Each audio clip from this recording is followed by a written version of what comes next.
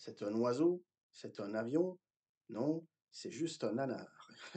Salut à tous. Alors aujourd'hui, je poursuis ma rétrospective Superman en vous parlant de Superman 4, réalisé par Sidney J. Furie et sorti en 1987, avec au casting Christopher Reeve, Margot Kidder, Gene Hackman, Marielle Hemingway. Alors le résumé en quelques mots, Lex Luthor est toujours déterminé à détruire Superman et donc il décide de créer sa propre créature qu'il a intitulée donc Nuclear Man, un androïde donc né d'une mèche de cheveux de Superman et dopé à l'énergie solaire. Sauf qu'à l'inverse de Superman, Nuclear Man est destiné à tuer et à faire le mal, ce qui convient très bien à Lex Luthor dans la mesure où ça lui permettra d'une part de se débarrasser de Superman et également de le laisser accomplir en toute liberté ses méfaits criminels. Alors qu'est-ce que je pense de ce quatrième opus? Ben, moi, j'ai envie de dire que sa réputation de nanar n'est pas usurpée, quoi, loin de là. Bon, commençons par la mise en scène. Alors, bah, déjà, la première chose à dire, c'est qu'on est face à un manque de budget flagrant hein, qui se ressent à la fois dans les effets spéciaux et dans le montage. Alors, il y a une explication à tout cela. Donc, il faut savoir que suite aux échecs critiques et commerciaux de Superman 3 et de Supergirl, bah, les producteurs de la franchise, Alexander et Ilya Saskind, donc, ont décidé de lâcher l'affaire et donc ont revendu donc, les droits à la Canon, alors qu'à la base, les 3 premiers films étaient distribués par la Warner. Alors la Canon, hein, pour la petite histoire, c'est une société de production, qui est connue pour avoir, proposé, notamment les films d'action, avec Chuck Norris, hein, la série des Portés disparus, de Dolph Lundgren, de Jean-Claude Van Damme ou encore, Highlander ou, Massacre à la tronçonneuse 2. Donc, voilà, une petite compagnie qui a fait son beurre dans le cinéma d'action, des années 80. Oui, sauf que Carol Co, voilà, n'a pas la même aura, que la Warner et donc, ici, le budget déjà qui, d'habitude, voilà, le budget des 3 premiers se situait plus ou moins entre 30 et 50 millions de dollars. Ici, il est passé à 17 millions, voilà. Et ce qui a également entraîné une amputation de la durée. Donc, chaque film Superman durait entre 2 heures, 2h10. Ici, on se retrouve avec un film d'une heure et demie, voilà, avec un montage amputé de 44 minutes, ce qui explique les effets spéciaux ratés, hein, je veux dire, disons-le, mal aboutis, mal fichus, et également un montage absolument chaotique.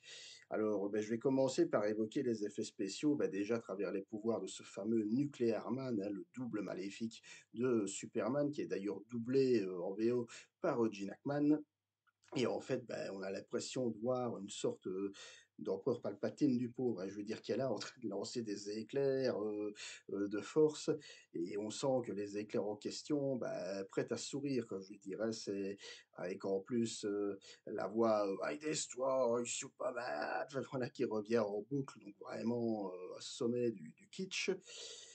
Sommet du kitsch qui est atteint lors de ce fameux duel qui, au départ, se voulait homérique entre Superman donc et Nuclear Man sur la Lune, mais qui, voilà, qu'on a l'impression que les coups comme ça sont, en mode, combat de catch, du pauvre, quoi, je veux dire. Il y a pas d'impact dans les coups, à l'inverse, hein, justement, du troisième opus, hein, où, malgré tous les défauts du film, on sentait, hein, comme je l'avais dit, une certaine violence dans le combat entre Superman donc sous l'effet, de la kryptonite rouge et Clark Kent. Et ici, voilà, dans Superman 4, aucune intensité, aucune violence dans ce fameux duel qui se voulait pourtant, homérique, hein, vu que Nuclear Man n'est ni plus ni moins que le double maléfique de Superman. Et voilà, c'est réglé en 2-3 cuillères à peau, je vais dire. Et en plus de ça, on a également, ça c'est au niveau, du montage, un montage, je vais dire un peu break-balance, enfin même complètement break-balance, où d'un côté des séquences qui sortent de nulle part, hein, voire même reprise du premier, mais en mode, fauché, on peut le dire, notamment un moment où Clark dit qu'il a besoin à Lois qu'il a besoin de se sentir seul et puis ensuite 2 secondes après, on va le revoir donc voler comme ça en Superman avec Lois à son bras comme dans le premier. Hein, on nous ressort même la même musique, romantique de John Williams, sauf qu'ici ça sort complètement de nulle part et ça n'amène absolument rien à l'intrigue. D'autant plus que comme je disais, on sent que c'est vraiment enfin, des fonds verts comme ça, incrustés que, on a limite l'impression, je veux dire, de voir les fils, là, je veux dire, retenant, Christopher Reeve ou les cascadeurs, apparaître à l'écran. Enfin, c'est voilà, c'est complètement, fait à l'arrache, hein, de la même manière qu'on a également un autre plan où on voit, chaque envolée de Superman, donc Superman qui s'envole pour aller sauver Lois, qui est bloquée dans le métro, ou pour aller affronter Nuclear Man. On voit toujours ce plan comme ça, Superman qui s'envole, face caméra, où on voit clairement que c'est le même plan qui a été répété plusieurs fois, donc avec voilà, une incrustation, je le disais, faite encore à la va-vite. Donc voilà, quoi, ben, ce qui fait qu'on se retrouve avec un film qu'on peut franchement qualifier de nanardesque, hein, dans la mesure où tout ce qui nous est dévoilé à l'écran est le résultat d'un budget vraiment très faible, euh, complètement inabouti. Alors, vous me direz, bah oui, mais c'est la faute à un tel, etc. Mais j'ai envie de dire que, voilà, il y a des films, je vais dire, avec des tout petits budgets qui s'en sortent, je vais dire, avec les honneurs, quoi. Je vais dire, hein, voilà, des films comme Massacre à la tronçonneuse ou Evil Dead de Sam Raimi qui ont quasiment rien coûté, qui étaient, voilà, qu'on dû faire avec les moyens du bord et qui s'en sont mieux sortis. Bon, ici, même si la Canon, je le dis, n'a pas les mêmes moyens que la Warner, et on se dit qu'il y avait quand même matière à faire un peu mieux, surtout qu'on est quand même sur le quatrième film d'une franchise, avec en plus l'intégralité du casting original qui revient, ce qui n'était pas le cas dans le troisième opus, qui était pourtant produit par la Warner. Voilà. Alors, je vais passer maintenant au scénario. Alors, le scénario, voilà, souffre du montage break-ballant, où on a de côté, je le redis, il y a des séquences sorties tout droit de nulle part, hein, comme cette fameuse séquence de vol, et en même temps des idées intéressantes dans la mesure où il faut savoir que Christopher Reeve a participé à l'écriture du scénario. En fait, lui, il avait eu comme idée de s'inspirer de l'actualité de l'époque, à savoir la course à l'armement entre les États-Unis et l'URSS, hein, donc la guerre froide en quelque sorte, avec Superman qui serait au centre de tout cela, et Superman qui aurait pour projet de, littéralement désarmer le monde, et je veux dire donc de se débarrasser de toutes les armes nucléaires. Alors sur papier, c'est une idée intéressante. On se dit d'ailleurs qu'avec quelqu'un comme Richard Donner aux commandes, ça aurait pu donner quelque chose de très intéressant.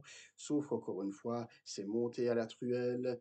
C'est voilà, c'est si vous me passez l'expression, je veux dire ça a le cul entre deux séquences de nulle part, entre d'un côté Luthor qui s'adresse à Nuclear Man et d'un autre côté Superman qui tente de séduire Lois et en même temps qui doit se faire passer, je veux dire dans la même séquence, pour Clark Kent qui tente de séduire sa nouvelle collègue de travail, donc jouée par Marielle Hemingway. Et voilà, donc du coup, on se retrouve avec des idées comme ça, bonnes sur papier, mais complètement inabouties, voilà, car beaucoup trop courtes, trop mal amenées, et je le répète, mais beaucoup trop cheap. Voilà. Alors, qu'est-ce qui reste de tout ce naufrage? Voilà, Christopher Reeve qui, enfin, c'est plus un secret, hein, je veux dire, qui, voilà, qui est toujours, on sent que il a participé à l'écriture du scénario, qu'il était toujours motivé à l'idée de rejouer Superman. On retrouve également Margot Kidder qui, voilà, était limite absente du troisième opus, qui n'apparaissait qu'au début et qu'à la fin, qui ici revient dans un rôle quand même un peu plus étoffé. Voilà, Gene Hackman qui fait le minimum syndical, hein, je veux dire, lui qui ne voulait pas rempiler pour le troisième. Alors est-ce que on se dit que c'est le cachet, enfin bien qu'avec la Canon, j'imagine que le cachet a peut-être pas dû être si extraordinaire que ça. Mais bon, passons.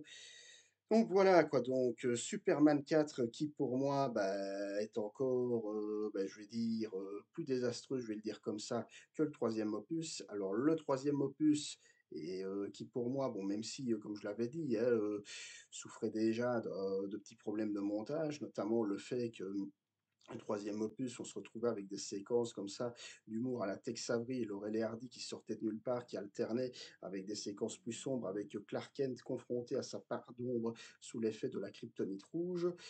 Mais sauf que voilà, je le disais, le duel entre Superman et Clark Kent avait de la gueule, pour le dire comme ça. On sentait la violence des coups, toute la détresse, la tristesse de ce moment.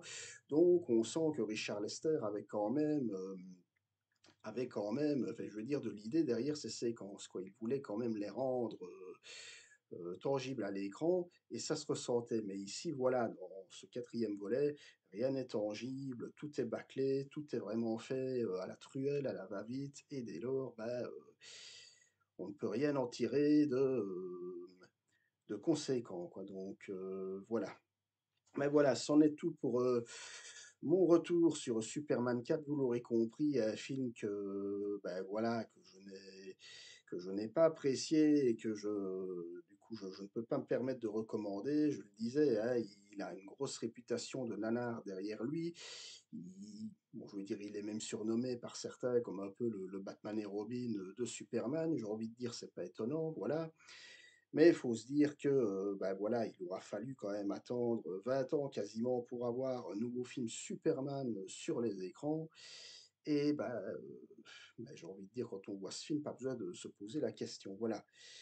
Bref, voilà, n'hésitez pas à me dire dans les commentaires ce que vous pensez de ce Superman 4. Est-ce que vous l'aimez? Hein, sait-on jamais, hein, peut-être, voilà, on en discute, on en débat dans la joie et la bonne humeur. N'hésitez pas à me suivre sur les différents réseaux et quant à nous, on se retrouvera très vite pour de prochaines aventures. D'ici là, portez-vous bien, salut, ciao.